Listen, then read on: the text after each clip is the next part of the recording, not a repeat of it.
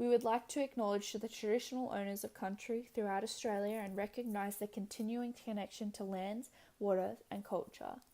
We pay our respects to the elders past, present and emerging.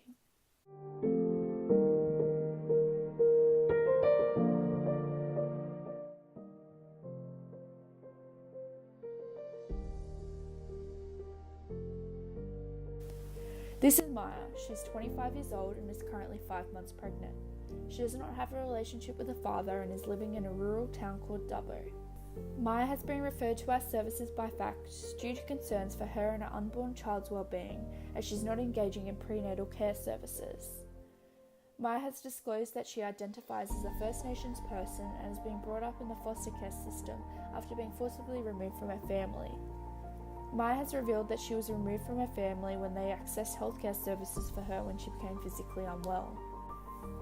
Since Maya was removed from her family, she's had little cultural contact. Maya did not have a good experience in the foster care system and no relationship with the foster family. Despite this, Maya has achieved stable employment as a teacher and is financially secure. Post-colonialism. As a result of colonisation, forced removal of First Nations children from their families is a reality in both historical and contemporary Australia. Post-colonialism acknowledges the unjust behaviour of colonial empires who exploited the majority of the world for profit. This lens acknowledges the intergenerational effects of European colonisation on Australia's Indigenous people and works in criticising and destabilising the dominant discourses of Imperial Europe. So how can we apply post-colonial theory to Maya's situation? The removal of children from their families is considered to be one of the most devastating practices of colonisation, and even in current times contributes to grief and loss. Grief and loss is identified by First Nations people as the most influential aspect of their social and emotional well-being.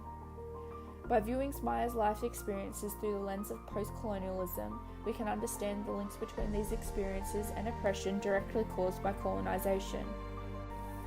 One of the impacts of colonisation has been that Indigenous people are heavily involved in health and allied health services, bringing them into contact with social workers frequently.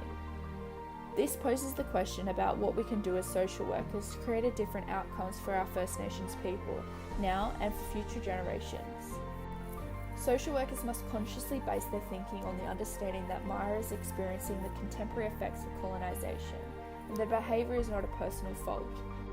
In the referral, it was reported that Maya had not been seeking healthcare advice or accessing prenatal care for her and her unborn child. There are also concerns for her physical and mental well-being, as she's mentioned her consistent use of cigarettes, especially when feeling anxious or down, even though she's aware of the potential implications of the use of tobacco during pregnancy. Trauma theory.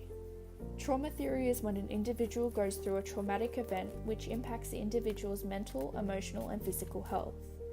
Trauma-informed practice acknowledges the connection between these events and distress. So how can we apply trauma theory to Maya's situation? We can do this by understanding that Maya's distrust of the medical system is based on past trauma of being taken away from her biological parents while seeking medical attention, and subsequently being raised in a foster home. We can also do this by understanding her cultural trauma, notably a loss of belonging, sense of helplessness, and a loss of identity, all of which has impacted her mental health. It also raised fears around her own child rearing and how she will connect her own child with the culture when she has been missing so many links herself. So what can we do as social workers? We can support Maya and help her regain a sense of control over her life, and actively involve her in the healing process through focusing on her individual trauma experience rather than the impacts of her trauma. We would seek Maya's consent to help her reconnect with the culture and advocate for more culturally competent services and more services that are run by Indigenous communities. It is important as social workers that we remain aware of the distrust that Maya may have towards social workers, as the profession has contributed to the stolen generations and trauma of grief and loss which is experienced intergenerationally by First Nations people. The issue of mistrust is based off the continuing influence of colonisation, which is highlighted in the power differences and systematic racism. These injustices are evident through the post-colonial lens and can be addressed through trauma-informed practice.